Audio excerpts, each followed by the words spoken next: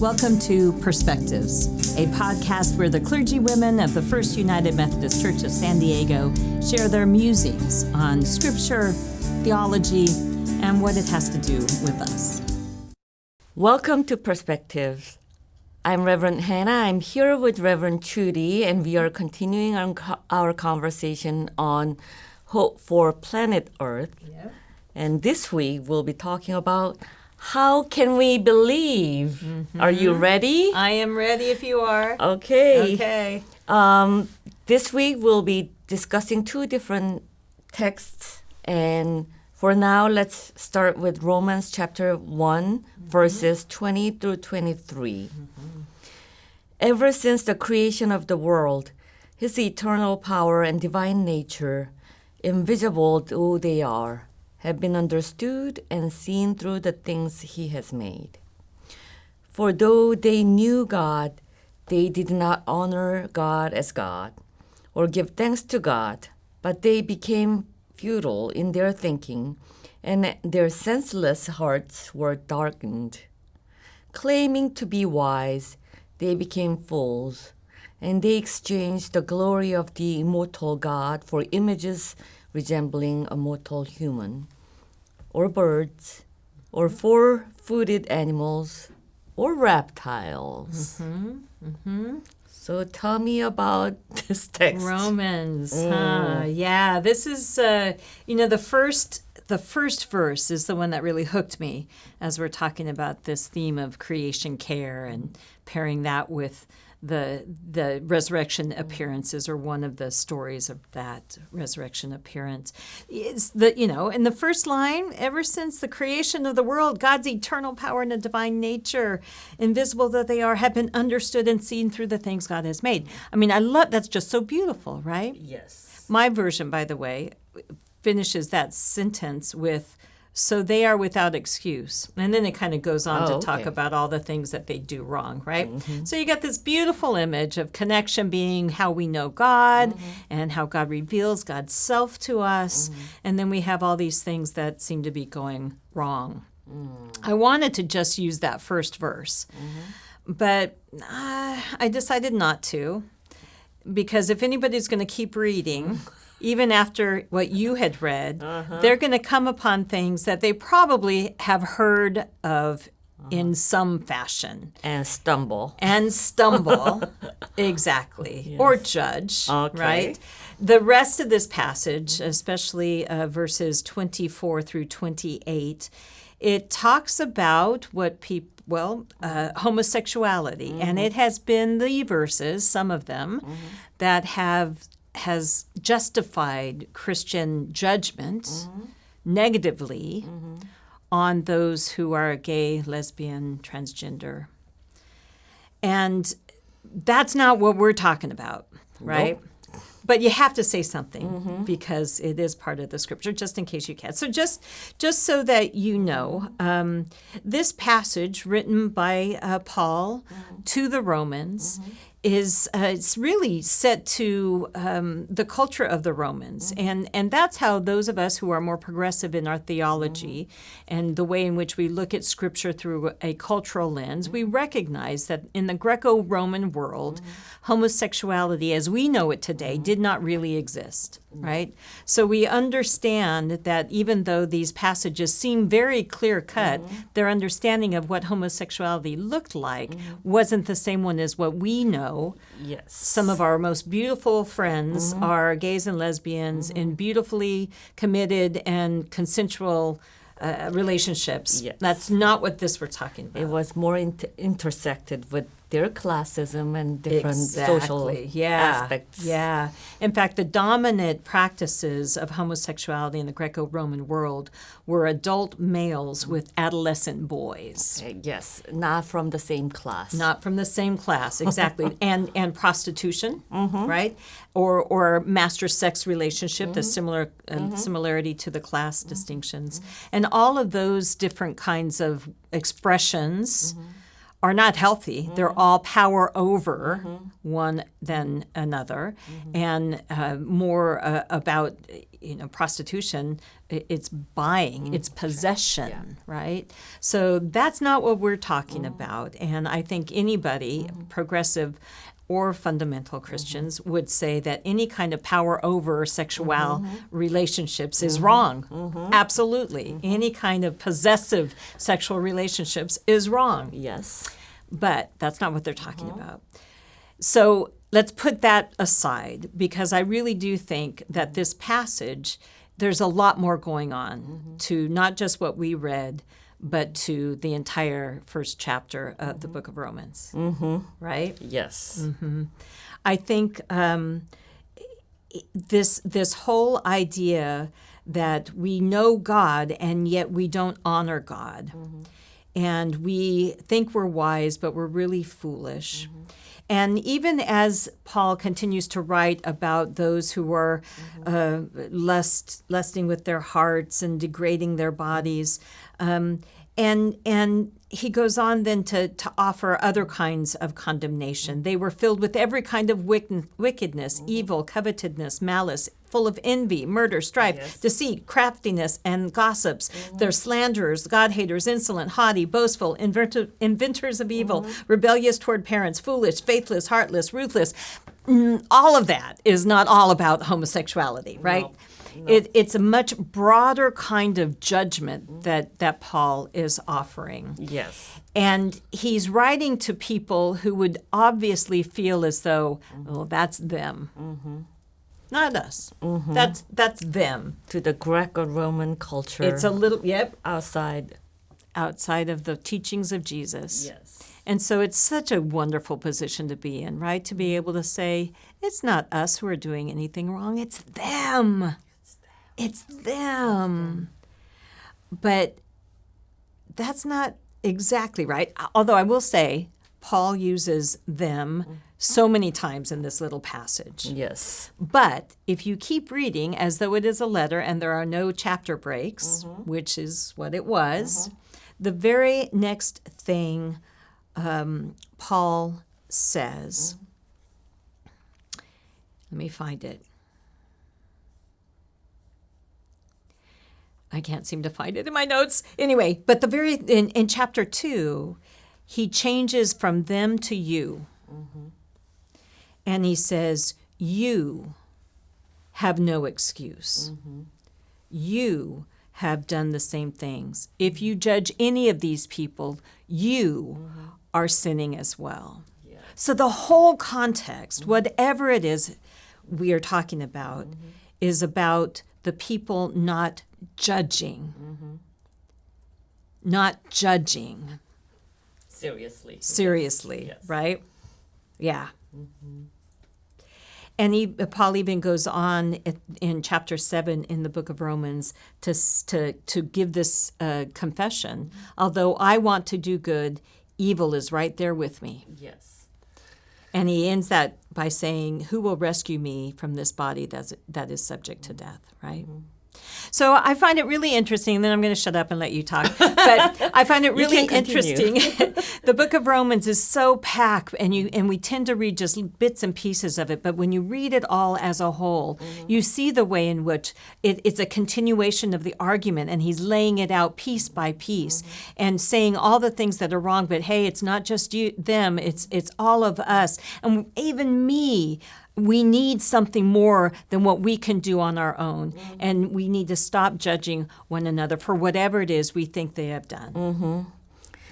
I think Romans is very unique in a way that, as you mentioned, he's writing something as with a coherent theme, and unlike any other pastoral letters he wrote to other churches, this is a place and audience that he didn't know. Yeah. And writing his own theological understanding of who God is and who Jesus Christ was.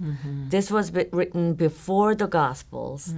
This was written after about a not full generation, quite some years after, 20-some years after Jesus was gone. And Paul is trying to capture this new way of thinking, a new way of living, Yeah. a new way of relating to God off of the Jewish community, but also speaking to the Roman culture Yeah. as well. Yeah. So, And what a paradigm shift it is. yes. Really, what a paradigm shift. Yes, within 20 years. Yeah. And we talk about only 2000 as if it was right yesterday.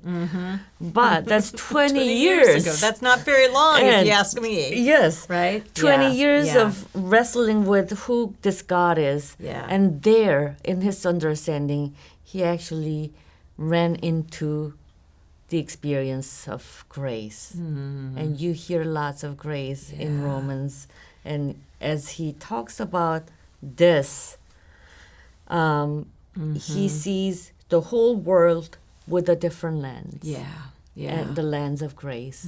And when he said we see God through creation, Yeah. he meant Yeah.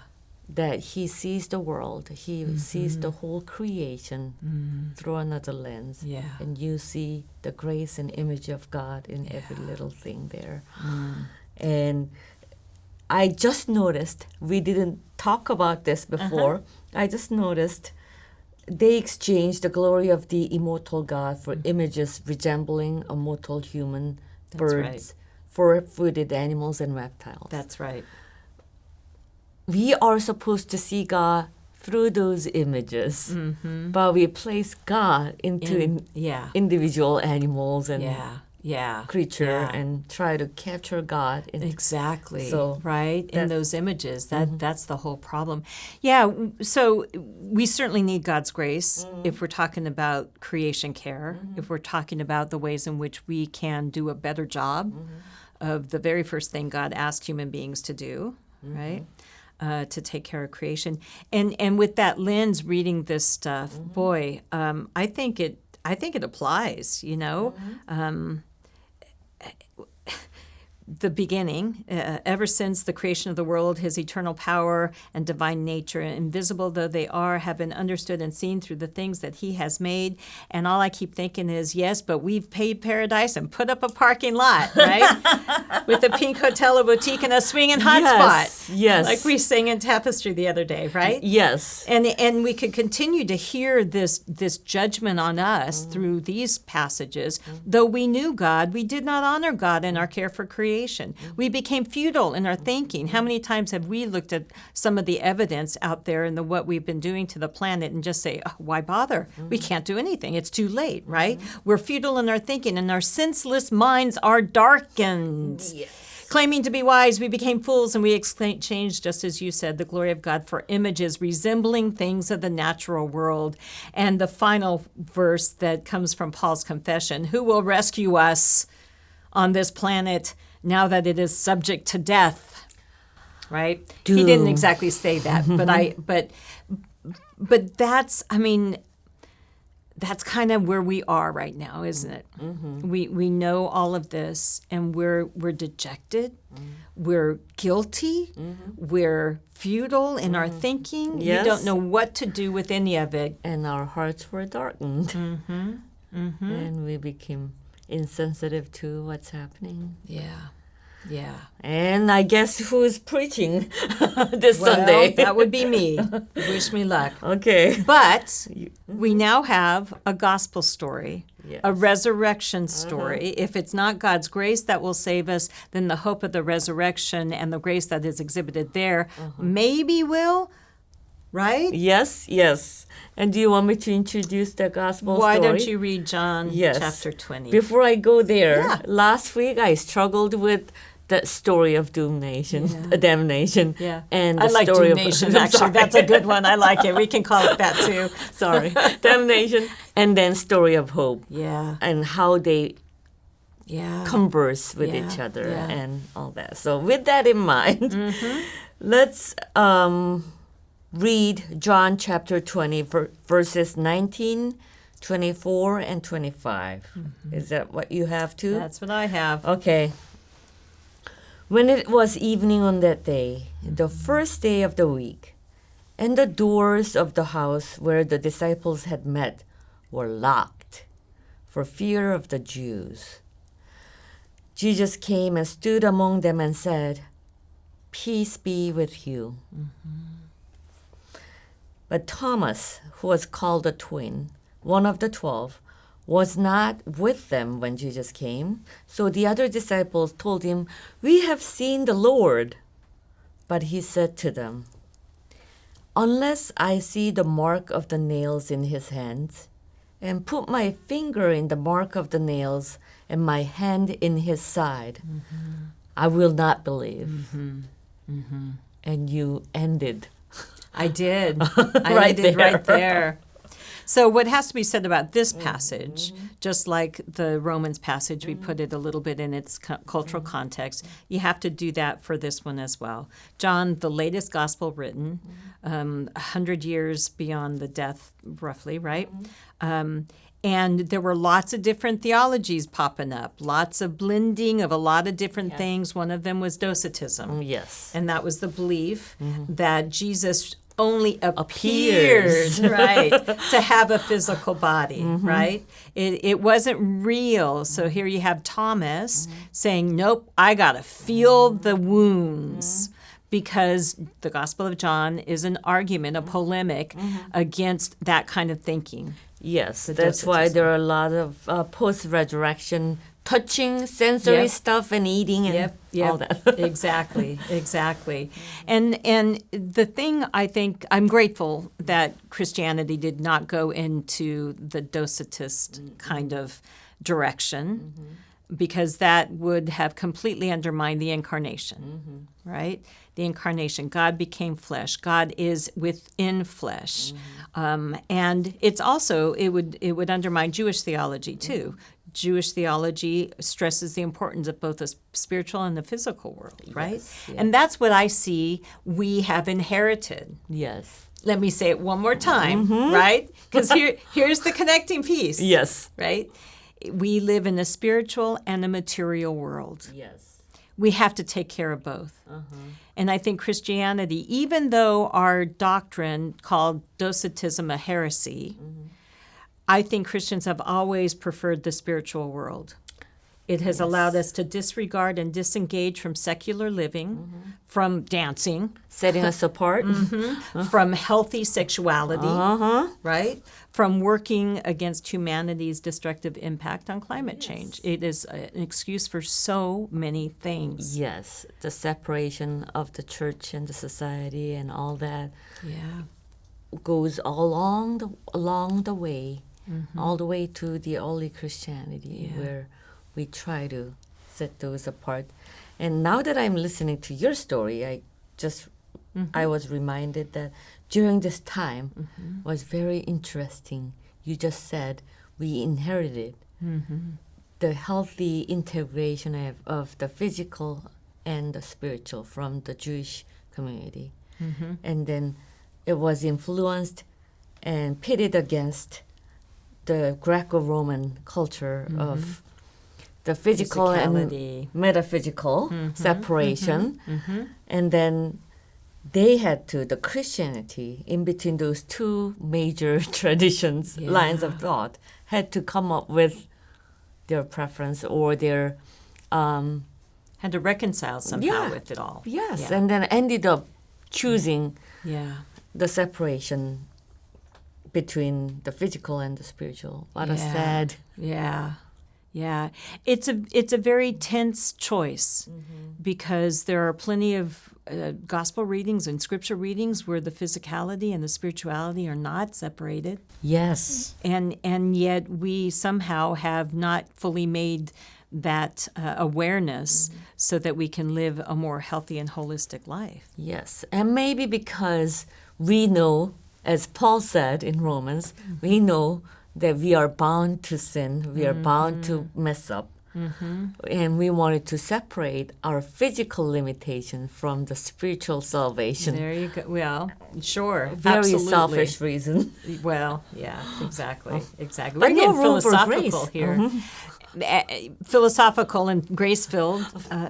That's the thing. So how on earth are we going to be able to care for creation without the grace of God? So, You have an answer for that? I thought that was kind of rhetorical, but please tell us. Please. No. I thought that was your invitation for me to say something. Please, it it is. I don't have any right answer, but I see the need for more integration in our spiritual life. Yeah. So going back to John's scripture, the disciples were in fear. They physically locked the door. That's right.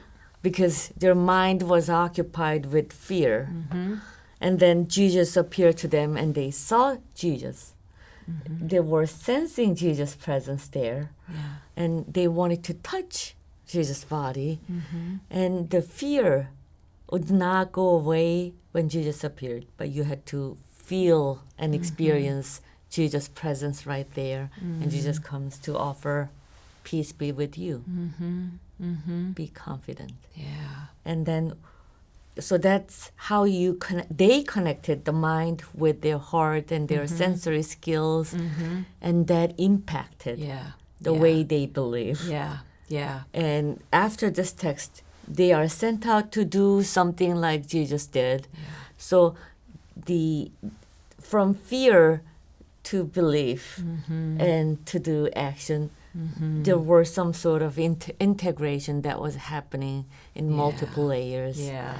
And I always believe that redemption comes from the integration of our head to heart. Oh, I love it. With our physical body. Absolutely. And integration of our inside and outside. But so I didn't know you were asking a rhetorical question. No, and I think stepped on your toes. It is a very good answer to the question. How do we care for creation? We have to somehow get beyond our fear and integrate what it is we believe and have that come out in our actions. It is as simple as that, with the extra sprinkle of the grace of God. Yes. And the hope that God can do amazing things if we just kind of believe. Yes. Right? Yes. Not kind of. If we just believe. Yes. Sometimes it can be kind of, but it's just belief. And can you believe that it was through these people who were in fear and who were doubting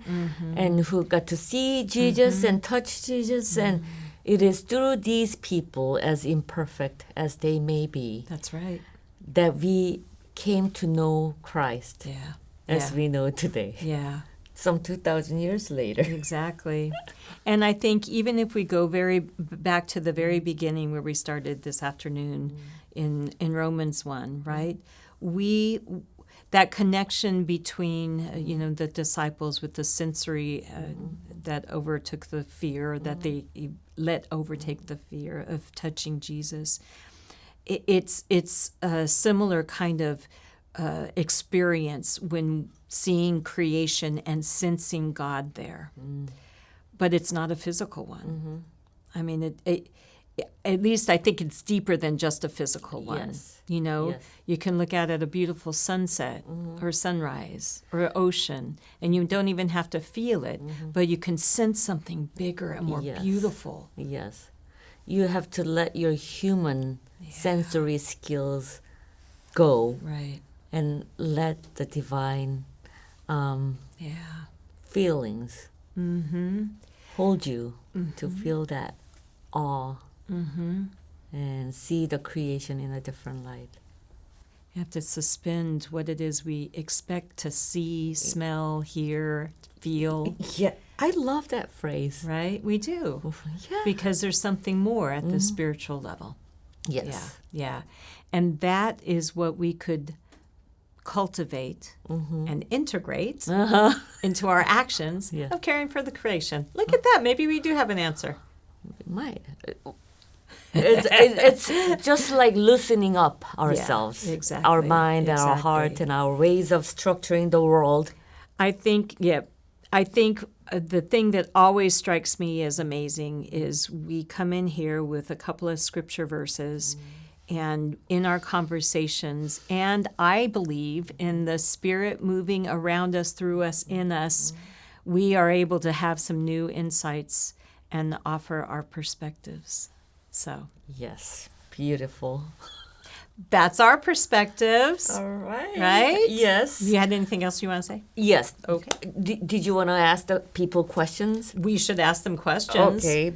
We have a few of them. Okay. This might help you form your own perspective. We would love to hear from you anytime, all the time. So these are questions that might align with some of the things we've been talking about. And so we asked, how do you value creation? How do you experience spiritual realities? And what do your actions say about what you believe?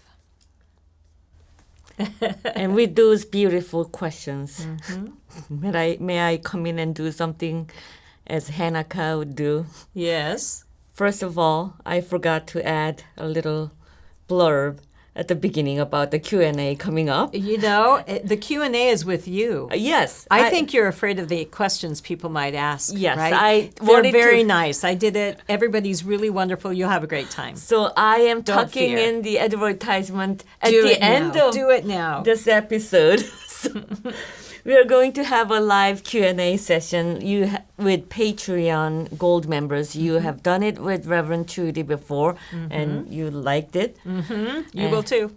Hope so. So You will too.